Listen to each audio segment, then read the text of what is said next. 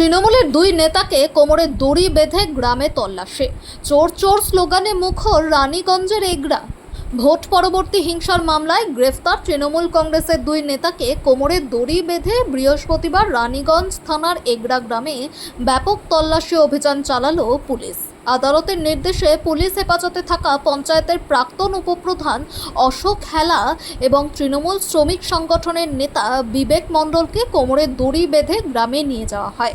তাদের উপস্থিতিতে বিভিন্ন জায়গায় তল্লাশি চালায় রানীগঞ্জ থানার পুলিশ ও কেন্দ্রীয় বাহিনী। পুলিশ সূত্রে জানা গিয়েছে, 2021 সালের বিধানসভা নির্বাচনের পর এলাকায় সংগঠিত রাজনৈতিক হিংসা, হামলা এবং বিজেপি কর্মীদের উপর আক্রমণের অভিযোগে দায়ের হওয়া মামলার তদন্তে গুরুত্বপূর্ণ সূত্র খুঁজতেই এই তল্লাশি অভিযান চালানো হয়। মঙ্গলবার দুই নেতাকে গ্রেফতার করা হয়। বুধবার তাদের আসানসোল জেলা আদালতে পেশ করা হলে আদালত 2 দিনের পুলিশ হেফাজতের নির্দেশ দেয়। বৃহস্পতিবার সকালে কড়া নিরাপত্তার মধ্যে অভিযুক্তদের নিয়ে এগরা গ্রামে পৌঁছায় পুলিশ। প্রায় 1 কিলোমিটার পথ হেঁটে তাদের বিভিন্ন এলাকায় নিয়ে যাওয়া হয়। তল্লাশি চলাকালীন এলাকায় ব্যাপক ভিড় জমে যায়। বহু গ্রামবাসী রাস্তায় নেমে চোর চোর স্লোগান দিতে থাকেন। যদিও পুলিশি নিরাপত্তার কারণে কোনো অপ্রীতিকর ঘটনা ঘটেনি। স্থানীয় বাসিন্দাদের একাংশের অভিযোগ, দীর্ঘদিন ধরে এলাকায় রাজনৈতিক প্রভাব খাটিয়ে সাধারণ মানুষের ওপর চাপ সৃষ্টি করা হতো। সেই ক্ষোভ থেকেই এদিন গ্রামবাসীরা প্রতিবাদে সরব হন। তবে এই অভিযোগ সম্পূর্ণ অস্বীকার করেছেন গ্রেফতার দুই নেতা। অশোক হেলা ও বিবেক মণ্ডলের দাবি, তাদের রাজনৈতিক উদ্দেশ্য প্রণোদিতভাবে ফাঁসানো হয়েছে। তারা বলেন, রাজ্য জুড়ে তৃণমূল কর্মী সমর্থকদের বিরুদ্ধে যেভাবে পদক্ষেপ নেওয়া হচ্ছে এটি তারই অংশ। আমরা নির্দোষ, তদন্তে সত্য সামনে আসবে। অত্যাচার হয়, ঠিক আছে, আবার হয় অত্যাচার হয় আবার এই লক্ষ্মী পুজো, দুর্গা পুজোর পর। সেই সময় আমি সারাদিন পুজো করছি, মানে উপোস করে আছি। উপোস করার পর যজ্ঞ করেছি। যজ্ঞ করার পর 50টা ছেলে নিয়ে এসছে। বলছে, বর্ণালী বেরো, এখানে অনেক নোংরা ভাষায় গাল দিচ্ছে। আমরা কেন? বলছে, দরকার আছে, বিজেপি করে তোমাকে বার করছি আমি। কত বিজেপির বড় নেত্রী হয়েছিস দেখছি আমি। তখন আমি বললাম, ঠিক আছে, পুজোটা কমপ্লিট করে নি, তারপর আমি আসছি। তখন বলেছে কি যে না, এখনই বেরো। তখন আমার কপাট খোলা ছিল, সব 50টা ছেলে মানে বাড়ির মধ্যে ঢুকে গেল। তখন আমি উপর থেকে দৌড়ে নেমে গেলাম, ঠিক আছে। নেমে গিয়ে তারপরে ইট পাথর ছোড়ার পর ওদের ওইটাও শান্তি হয়নি। তখন মেয়েটা আমাকে বাঁচাতে যায়, সব ছেলেগুলো এসছে, মেয়েটাকে ধাক্কা মেরে দেয়, বুকে হাত দিয়ে ধাক্কা মেরে দেয়। মেয়েটা পড়ে যায়, পড়ে আবার আমার উপর অত্যাচার হচ্ছে। সব ছেলেগুলো 50-60টা ছেলে মিলে সবাই ঘিরে নিয়েছে। হ্যাঁ, তারপর আমি বললাম যে তোমরা চলে যাও, আমার এখানে বাচ্চার লেগে যাবে। তখন বলছে বাচ্চার লাগুক মরুক, আমার দেখার দরকার নাই, তো বিজেপি করা বার করছে, তোদেরকে সব শেষ করে দেবো, বাড়ি উড়িয়ে দেবো, আমাকে এটা বলছে। হ্যাঁ, তারপরে আবার মেয়েটা আবার আমাকে বাঁচাতে আসে, আবার হাতাপাই হচ্ছে। তখন মেয়েটাকে পুরো ওইখান থেকে উপর থেকে একটা এমন ঝামা ইট মেরেছে না, মেয়েটা বুকে একটা ইট আর এখানে কোমরে একটা ইট লেগেছে। ইটটা আমার এখনো রাখা আছে। হ্যাঁ, ইটটা এত বড়, আমার মেয়েটা অজ্ঞান হয়ে গেল। আজকে কেমন লাগছে?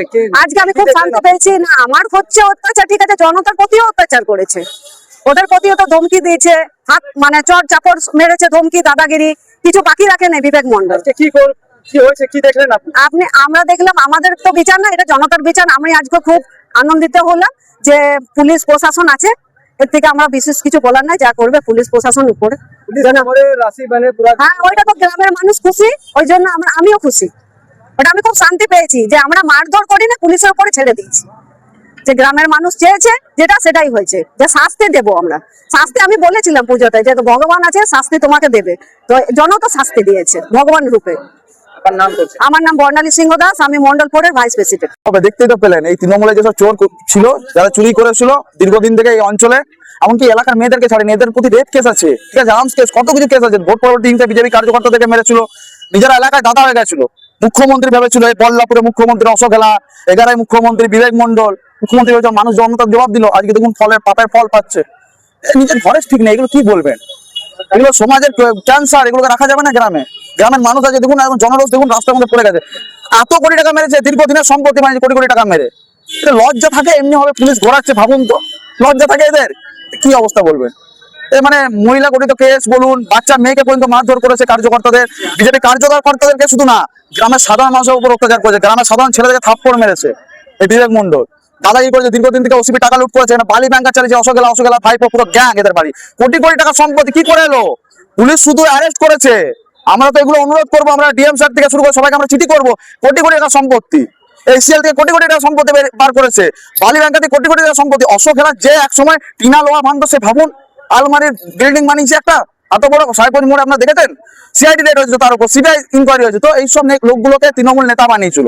তো গোয়ারা হারার পর ভাবতেই পাচ্ছেন সময় সবারই। মন্ত্রী বা অগ্নিমিত্রা পালকে আপনারা কি এই বিষয়টা জানাবেন? জানানোর কিছু নেই, এটা তো অত্যন্ত খুশির খবর। পুলিশ প্রশাসনে কাজ করছে, দীর্ঘদিন থেকে হয়ে থাকা মামলা এদের প্রতি, তার উপরে পুলিশ প্রশাসন কাজ করছে। পুলিশ প্রশাসন তো দারুণ কাজ করছে।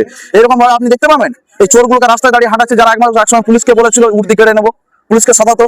আজকে দেখুন এই পুলিশের শাসন কাকে বলে পশ্চিমবঙ্গে, যেটা তৃণমূলের শাসন করেছিল, পুলিশ থেকে তৃণমূলের জলদাসের চটিতে পরিণত করেছে। আজকে সেই পুলিশ দেখুন খুললাম হাতে ঘুরছে। কোনো অশান্তির খবর পেলেন কি? সব গ্রামের মানুষ চোর চোর স্লোগান দেয়। এটাই পুলিশের প্রতি রেসপেক্ট, সম্মান, এবং পুলিশ তার কাজের কাজ করছে পশ্চিমবঙ্গ পুলিশ। আমার নাম হচ্ছে অভিক কুমার মন্ডল। একটা কথা বলবো যে তারা যে দুর্নীতি করেছে, যে চুরি করেছে, তার শাস্তি তারা আজকে পাচ্ছে। প্রশাসনে কাজ করছে। গ্রামের মানুষের যা রাগ, যা অভিযোগ ছিল, আজ তারা সব শান্তি পেয়েছে। এরা প্রচুর দুর্নীতি করেছে, কয়লা চুরি করেছে, আমাদের সামনে দামোদর নদী থেকে বালি চুরি করেছে, পিসিএল থেকে যে একটা গ্রাম উন্নয়নের ফান্ড, যে গ্রামের উন্নয়নের জন্য যে টাকা পাঠাতো, সেই টাকা এরা আত্মসাৎ করেছে। তৃণমূলে কিছু ক্যাডারকে 1000 টাকা 2000 টাকা দিয়ে পরে তাদের মুখ বন্ধ করে রেখেছে, যাতে তাদের নিজের দলের মধ্যে ক্ষোভ না হয়। যদিও এখানে তো তৃণমূল অনেকগুলো গোষ্ঠী ছিল শুধুমাত্র টাকার ভাগ পাওয়ার জন্য, সেই টাকা এরা আত্মসাৎ করেছে এবং গ্রামের লোককে ভয় খাইয়ে সব টাকা তারা নিজের মধ্যে রেখেছিল। কিছু টাকা তারা সাইড করে রেখে পরে ক্লাবে নিয়ে যে ছোট ছোট বাচ্চাদেরকে গাঁজা মদ খাওয়াতো। আমার থেকেও বেশি খুঁজে গ্রামের মানুষরা। আজ গ্রামের যে প্রাপ্য টাকা, গ্রামের মানুষের যে প্রাপ্য টাকা, সেই প্রাপ্য টাকা এরা আত্মসাৎ করেছে। আজ বুঝতে পারছে যে সেই টাকা কি মহঙ্গা পড়লো। মানুষ প্রচন্ড খুব ভালোভাবে খুঁজি। প্রশাসনের কাজ প্রশাসন ঠিকঠাক ভাবে করছে। মানুষ বুঝতে পেরেছে, প্রশাসনের উপর আস্থা এসছে যে হ্যাঁ এই সরকার পারে পরিবর্তন করতে। সত্যি আজ পরিবর্তন হয়েছে, মানুষ আজকে প্রচন্ড ভাবে খুশি।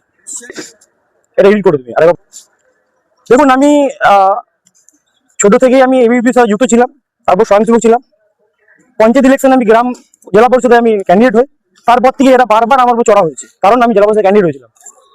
সেই সময় থেকে যখন লোকসভা ভোট হয়, লোকসভা ভোটের ইলেকশন আগের দিন এরা বাপ মা তুলে গালিগালাজ, মারধর, হাসপাতালে ভর্তি, তার ছেলে সেই ছবি নিয়ে পরে এডিট করে পরে বাপ হতা হয়, বেটা হতা হয়, এই ধরনের পোস্ট, বিভিন্ন রকম মানহানি মামলা, বিভিন্ন রকমের ফলস এলিগেশন দিয়ে কেস, অনেক কিছু করছে। আরজি করে যখন ঘটনা ঘটে, বল্লভপুরে মেয়ে মাথা ফাটিয়ে দেয়। সেই সময় আমরা দাঁড়িয়ে প্রতিবাদ করেছি, মার খেয়েছি, দাঁড়িয়ে থেকেছি, লাইভ ভিডিও করেছি। সেই সময় নিজে মার খেয়েছি, নিজে লাইভ করেছি। পাশে সেরকম সেবা কাউকে পাইনি। আজ তারা বুঝতে পারছে তারা কি ভুলটা করেছে। আজ এরা ডিমের বই পালিয়ে যাচ্ছে, কিন্তু সেই সময় মেরে মাথা ফাটিয়ে দিল। আমরা সেই সময় জায়গা ছাড়িনি, এখনো পর্যন্ত জায়গা ছাড়িনি। সবসময় মানুষের পাশে আমরা আছি। প্রচন্ড ভাবে খুশি। আজ তারা শাস্তি পাচ্ছে। আমার নাম অ্যাডভোকেট দীপ্তরূপ মন্ডল, আসানসোল জেলা আদালতে আমি আইনজীবী।